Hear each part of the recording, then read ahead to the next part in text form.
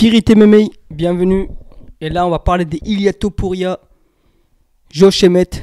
Topuria qui vient de faire la performance d'une vie. La performance d'une vie, j'ai envie de te dire. Non, ne déconnons pas. Performance d'une carrière. Très très beau combat. Maîtrise, discipline du premier au 5e round. J'ai envie de te dire, j'ai fui surpris. Et j'ai été vraiment surpris. Tu vois ce que je veux dire ou pas? D'habitude, je suis jamais surpris. Mais là, j'ai été surpris. Non, je suis beaucoup surpris. Mais non, en vrai, il a été discipliné de A à Z. Il était pour rien. Moi, au début, j'avais un peu de panique. Je me disais, les deux gars, ils ont de la puissance dans les bras. Topuria, tu vois, j'ai déjà vu contre Jair Haber. Il va aux échanges parfois, tu vois, comme un petit fou. Parce qu'il est jeune. Tu vois, il a cette fougue de la jeunesse. Il y va, tu vois. Je me dis, il va y aller. Il va commencer à échanger. À un moment donné, soit il va mettre un knock-out, soit il va se faire un knock-out. De toute façon, je m'attendais à un knock-out. Mais Topuria, il est venu avec une discipline de champion. Et le mec, de A à Z, il est resté tranquille. Et pas de panique. À distance. Il a géré la distance. Il rentrait, bim bim, de combo, il ressortait. Il a laissé Josh Emmett toute la soirée envoyer des swings. Mais des swings qui tapaient les vides ou qui tapaient les bras et l'avant-bras des Topuria. 87 coups significatifs pour Josh Emmett. Mais soyons honnêtes, les mecs. Et on va dire 3 à 5 dans le montant. Le reste, c'était bras et avant-bras. Et Topuria, il va avoir des courbatures cette semaine. Mais en tout cas, pas au joue, tu vois. Genre, il aura juste des courbatures au bras et avant-bras, tu vois. Il a vraiment pas pris beaucoup de coups. Mais lui, par contre, les stats parlent d'eux-mêmes. 152 coups significatifs. Même pas besoin de regarder les stats. Tu regardes juste la tête des Josh Emmett. Tu sais qu'il a pris 152 coups significatifs sur la tête. Et les kicks aussi, c'était magnifique. Il en mettait des pas mal. Et là où il était malin, pressing. En vrai, le premier round, déjà, il a mis les pressings. Par sa présence, Emmett, il faisait que de reculer. T'aurais cru que c'était Topuria qui a beaucoup plus de puissance dans les bras. Alors qu'Emmett, en vrai, il a de puissance dans les bras. Mais il était sur le recul.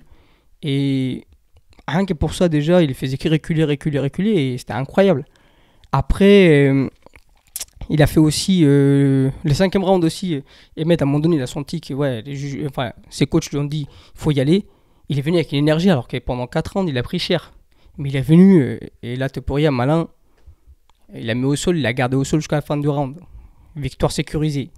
Ça c'est vraiment une cervelle, ces mecs-là. Et ça, c'était bien. Qu'est-ce qu'il avait fait d'autre Bah oui, non, en vrai, c'était un très beau combat. En tout cas, il a maîtrisé tout son combat de A à Z.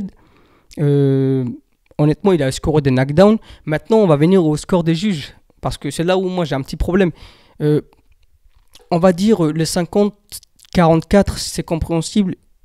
Moi-même, j'ai mis ça, 50-44 à peu près. Je pense que oui, les 4e round, on a tous mis 18 parce qu'il a scoré un knockdown et tout. Bref, c'était bien. Même le 2e round, il avait scoré un knockdown.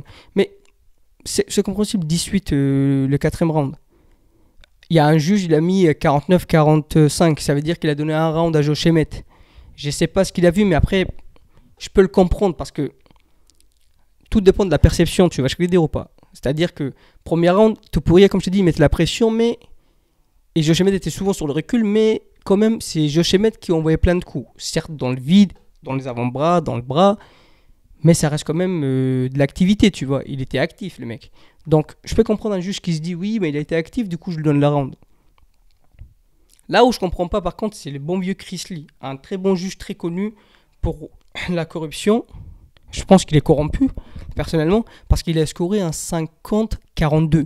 Ça veut dire que le 4e round où on a tous mis un 18 maximum, lui, il a mis 17. Frère, j'ai déjà vu des rounds plus dominants que celui-là, où les juges ont mis 19-18. Lui, il te sort un 17. Tu vas me dire que je suis parano, mais dis-moi pas que l'UFC n'est pas en train de manigancer un truc en nous faisant croire vous avez vu Topuria tellement chaud qu'il est arrivé, il a commencé à mettre tellement... Il a tellement tabassé son adversaire du top 5 qu'on l'a mis en 17. Il est très très fort, il est très très incroyable. C'est bon les mecs, arrêtez. C'est bon, tuez pas le sport avec vos scores. Je vais pas repartir sur les juges parce qu'après je vais m'énerver encore.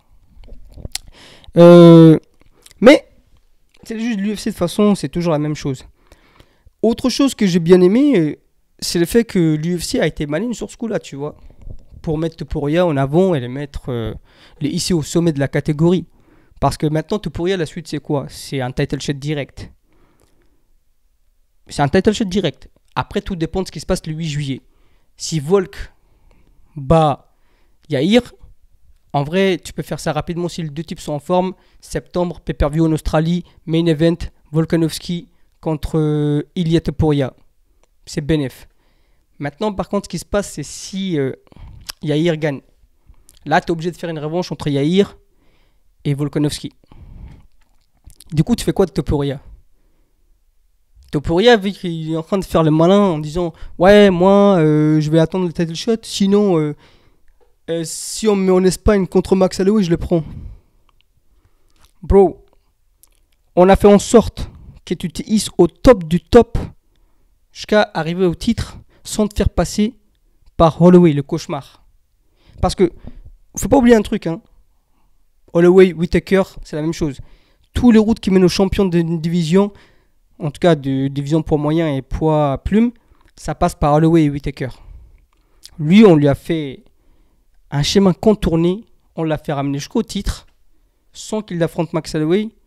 Et là, il est en train d'ouvrir sa bouche, là, il va affronter Max Holloway. De toute façon, il y aura un Topuria contre Holloway. Mais attends d'abord d'avoir ton title shot. Parce que si tu deviens champion, Holloway, tu vas l'avoir de toute façon. Si tu perds, on te filera Holloway. Mais pour l'instant, tais-toi, reste là où tu es et attends ce qui se passe. Tranquille. Le classement aussi des Topuria qui va être actualisé lundi.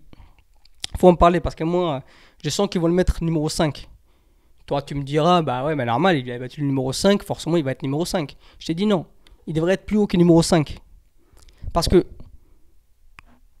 le numéro 1 actuel, enfin, sur le papier, c'est le champion intérim, Yair Rodriguez. Mais en soi, on le sait, toi et moi, il est numéro 2. On a mis un titre intérim juste pour le mettre un peu au-dessus de Holloway. Mais en vrai, c'est Holloway le numéro 1. En plus, Yair a perdu contre lui. Numéro 2, c'est Yair. Mais numéro 3, là, t'as Brian Ortega. C'est pas parce qu'il est beau qu'il faut le laisser au numéro 3. Hein. C'est pas parce qu'il a des cheveux longs qu'il faut le laisser au numéro 3. Hein. Le type, il n'a pas gagné un combat depuis 3 ans. La dernière victoire qu'il a, c'est contre Korean Zombie. Tu vois ce que je veux dire ou pas? Après, déjà lui, il faut qu'il descende. Après, tu vas me dire, il y a Arnold Allen. Je dirais qu'Arnold, parce que chaque fois que je dis Arnold Allen, j'ai bug, tu vois. Il y a Arnold. Arnold, je veux bien que tu le gardes dans le top 5, mais en tout cas, il ne devrait pas être classé plus haut que Topuria.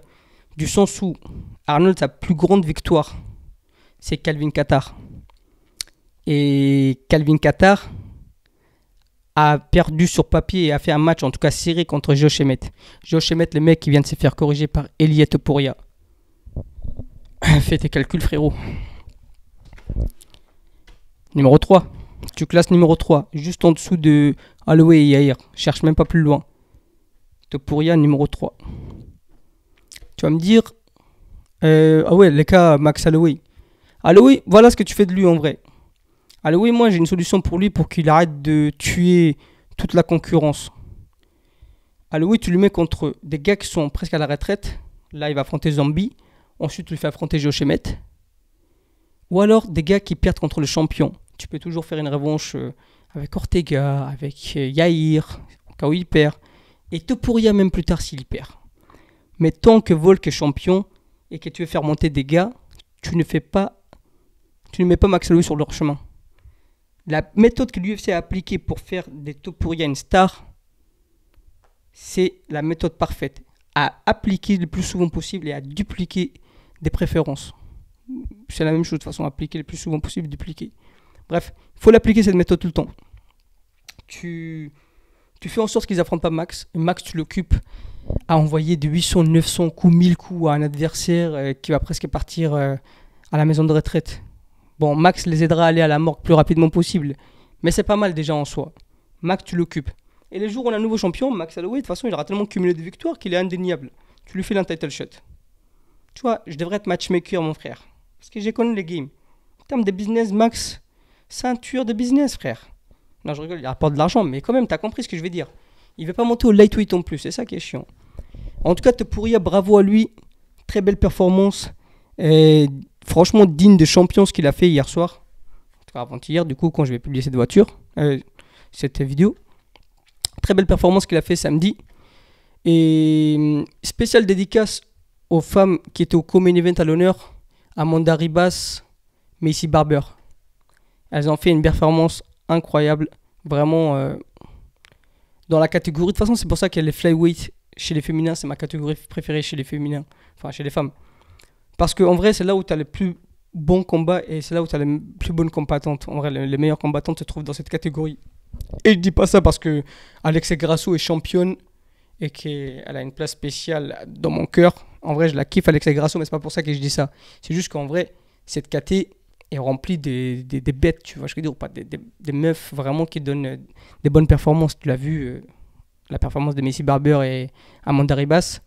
Il y a Blanchfield contre Santos qui arrive, la revanche Grasso-Shevchenko. Et même tellement que la catégorie est compétitive, que Rose Namajunas a eu l'idée la plus stupide de sa carrière, de monter jusqu'à là-bas pour affronter Manon Fiorot. Plus stupide que ça, tu fais pas. Parce qu'en vrai, Rose, elle a 2 victoires sur Weili Zhang en bas, dans la catégorie poids paille, strawweight. Elle peut prétendre la ceinture sans même combattre. Mais elle s'est dit, tiens, vas-y, je vais aller en haut, je vais affronter des gens hyper chauds. Pourquoi ? Explique-moi pourquoi. À part le fait de vouloir être double championne, c'est discutable si elle va l'être. À part le fait de vouloir faire ça, ou le fait de se dire, tiens, ça se passe à Paris, moi et Pat Berry, on va aller à Paris, on va se faire un petit kiff au Hôtel Ritz, je vois pas l'intérêt, tu vois. Mais par contre, pour Manon Fiorot, c'est malin. Très bon intérêt pour elle. Elle va affronter une meuf connue, appréciée par les fans des MMA, qui est une future Hall of Fame et qui a été championne à 2 reprises. Juste un truc maintenant, hein. Tu ne choques pas. C'est pas parce qu'elle est connue, c'est pas parce qu'elle a été championne, c'est pas parce qu'elle va être future Hall of Fame qu'il faut commencer à nous faire une Cyril Gane et à commencer à choquer. Tu fais ce que tu fais de mieux, tu la tabasses, tu gagnes ton argent, tu récupères sa popularité et après tu affrontes Grasso. Tu vas perdre contre Grasso. Non, je rigole. En vrai, je soutiens Grasso, mais quand même, j'espère que tu vas gagner. Parce qu'en vrai, Manon Fiorot, c'est le seul sport de notre pays d'avoir un champion à l'UFC. Je soutiendrai contre Grasso, contre Shevchenko. Par contre, je serai toujours avec toi. Sur ce, les mecs, c'était Spirit MMA. Et ciao, ciao. Abonne-toi, clique like et apprécie.